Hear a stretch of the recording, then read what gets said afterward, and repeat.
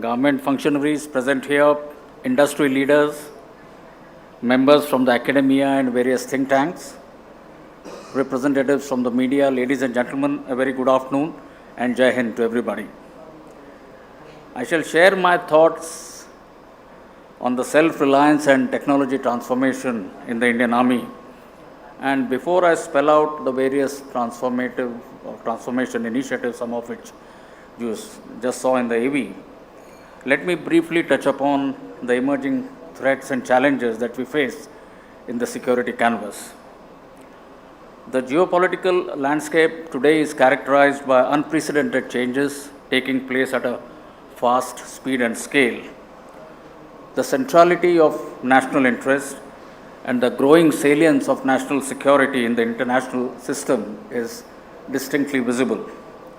Today, nations have shown willingness to resort to the use of hard power to secure their interests. A situation of return to conflict to achieve political and military objectives is a clear possibility. While conventional war has undergone rapid technological progression, disruptive technologies are transforming the character of modern wars and blunting the conventional combat ratios, which was the measure of military's strength and superiority in the past. Warfare has also transcended into new domains such as cyber, electromagnetic spectrum, information, and space. Today, emerging technologies are no longer superpower-centric. Non-state actors are increasingly gaining access to modern technologies of military use and employing it for a leverage asymmetric at that in conflict. The fallout is an increased propensity in risk-taking behavior and low threshold for initiation of armed conflicts. Amidst all of above, our legacy challenges of unsettled borders continue. Newer threats in the conflict spectrum have added to the complexity. Gray zone actions and aggressions by our adversaries is manifesting across multiple domains, including the military, that is, on the land, air, and the maritime space. Proxy war is one such manifestation of this threat that we have been combating for years now. Consequent to all these developments, the battle space is become more complex, contested, and lethal, and shall remain so in the future. Amidst this complicated canvas that I just described, our nation continues to rise. As a nation, we have envisioned and taken up the resolve to emerge as a developed nation when we celebrate our centenary milestone. The aspirations of a rising India shall span across expanding strategic horizons.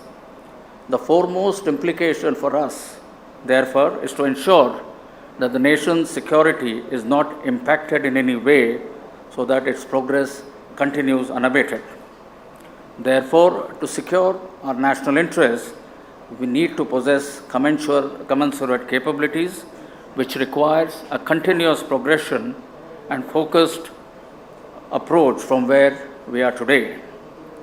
In keeping with all that I have just said, the Indian Army's vision that we have articulated for ourselves is to transform into a modern, agile, adaptive, technology-enabled, future-ready force capable to deter and win wars in a multi-domain operational environment across the full spectrum of conflict to protect our national interests in synergy with the other services. So how do we go about preparing ourselves to be future-ready? The impact of external dependency for critical components, supply chain disruptions, and weaponization of denial regimes came to the fore, and we saw it during the pandemic as also from the lessons of the ongoing Russia-Ukraine conflict. Talking of critical and advanced technologies and their military application, we need to recognize that even if we were to import some warfighting systems, no country will share the latest technology with us.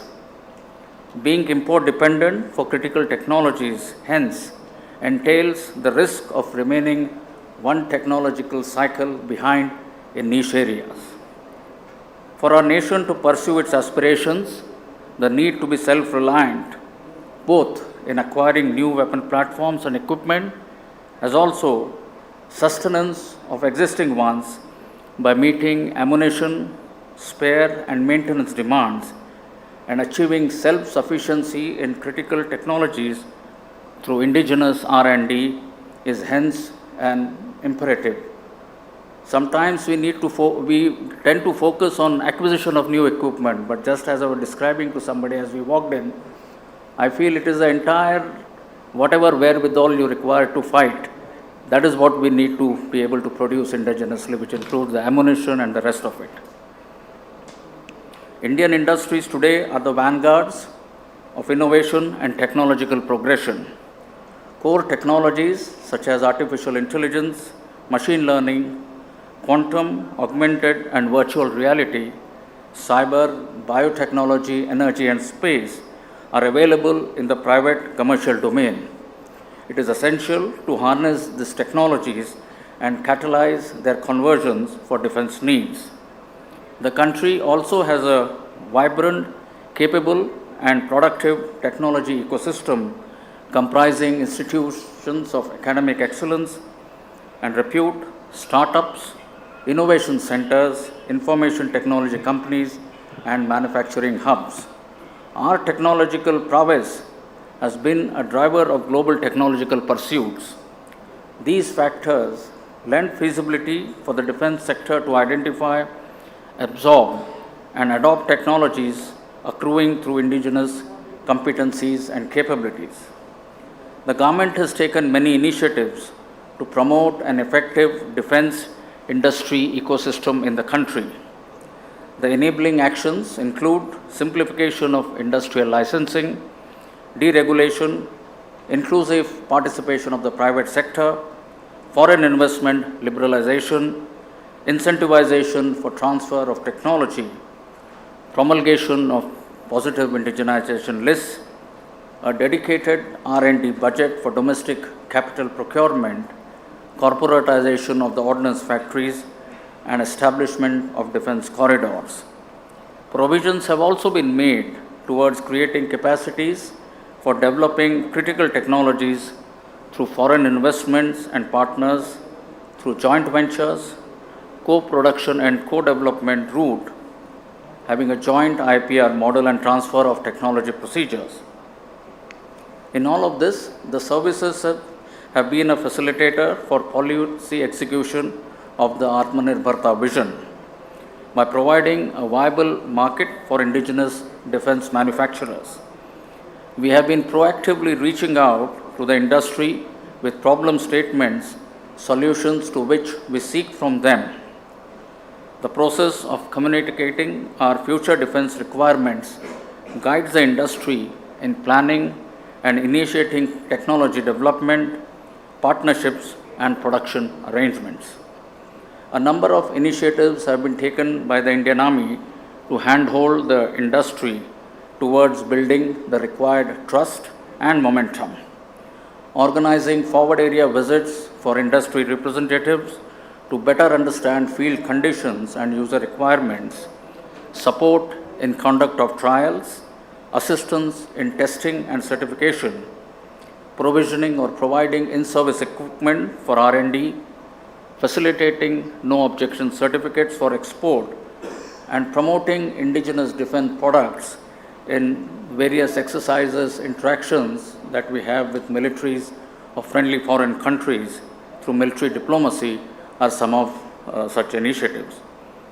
I believe the Indian defense industry is rising up to the mandate of achieving self-reliance and is investing significantly into research processes and advanced manufacturing and production techniques, and is today producing cutting-edge military hardware with modern technologies. Currently, we have close to 340 indigenous defense industries that are working towards fructification of about 225 contracts by the year 2025, with an outlay of approximately 2.5 lakh crores. Modernization and technology infusion, which stands on the edifice of Atmanirbhar, forms one of the key pillars of our transformation roadmap that we are undertaking in the Indian Army.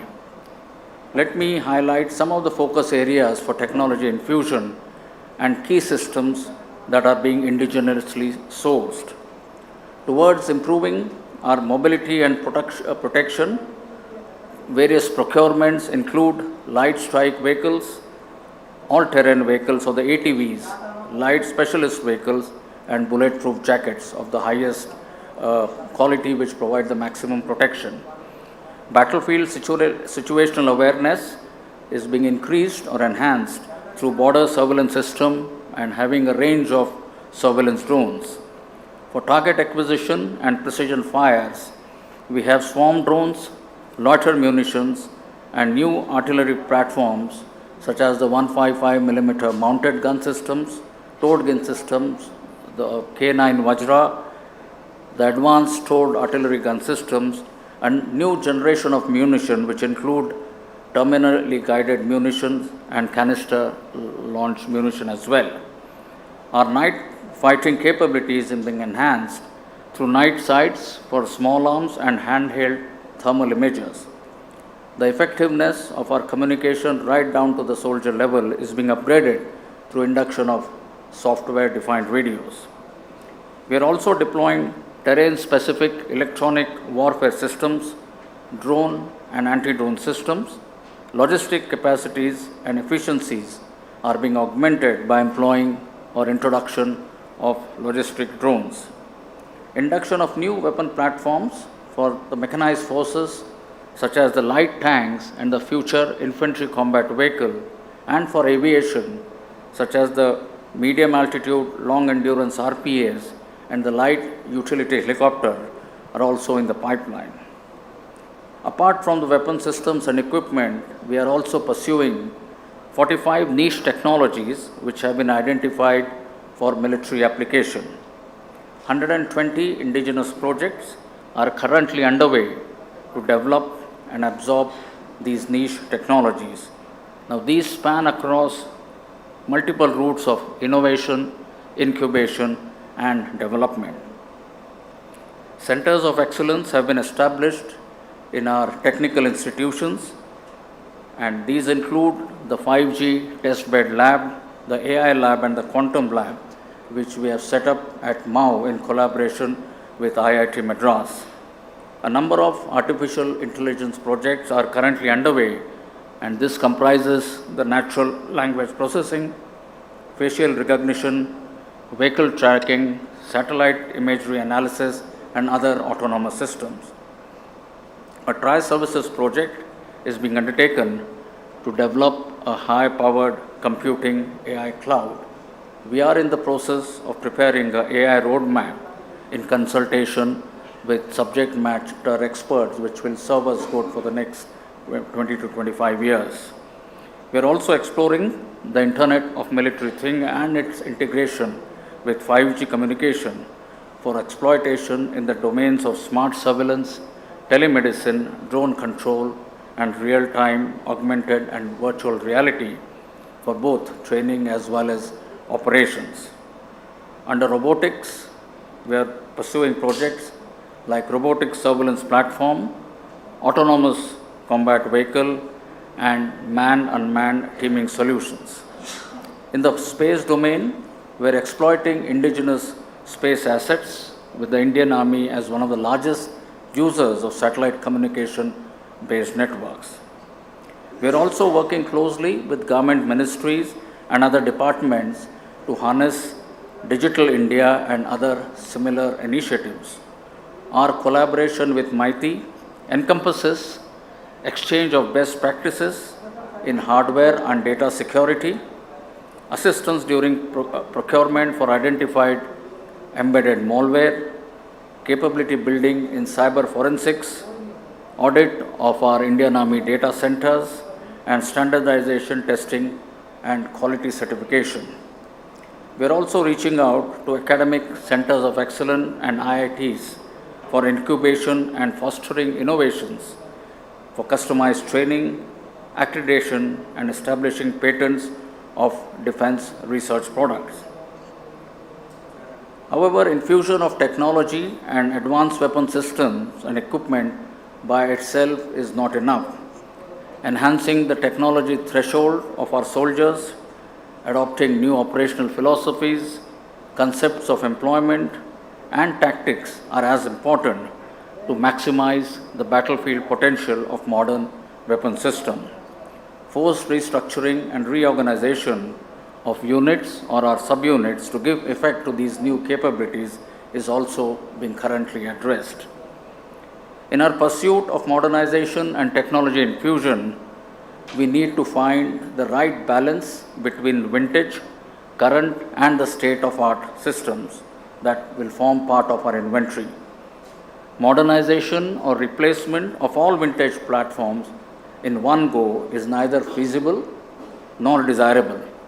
We intend to scale up the ratio of vintage to current to the state-of-art equipment, and we intend doing that substantially by 2030 with a focused Atmanirbhar capability development roadmap.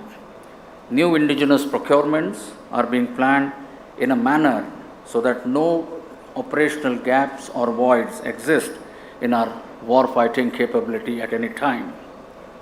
Maintaining a high level of operational preparedness to effectively address and meet current security challenges along our borders will continue to remain our focus and priority. I would like to underscore the point that Swadeshi Karan, say Sashakti Karan, is a work in progress, where all stakeholders, be it the services, industry partners, startups, R&D institutions, academia, and the policymakers have a crucial and equal role to play.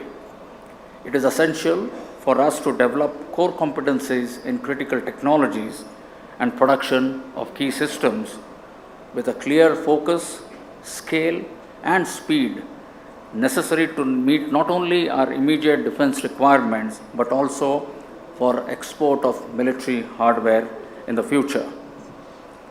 The Indian Army remains aligned and integrated with the national vision and objectives, and a self-reliant and future-ready Indian Army shall continue to contribute meaningfully to the aspirations, goals, and objectives of a rising India.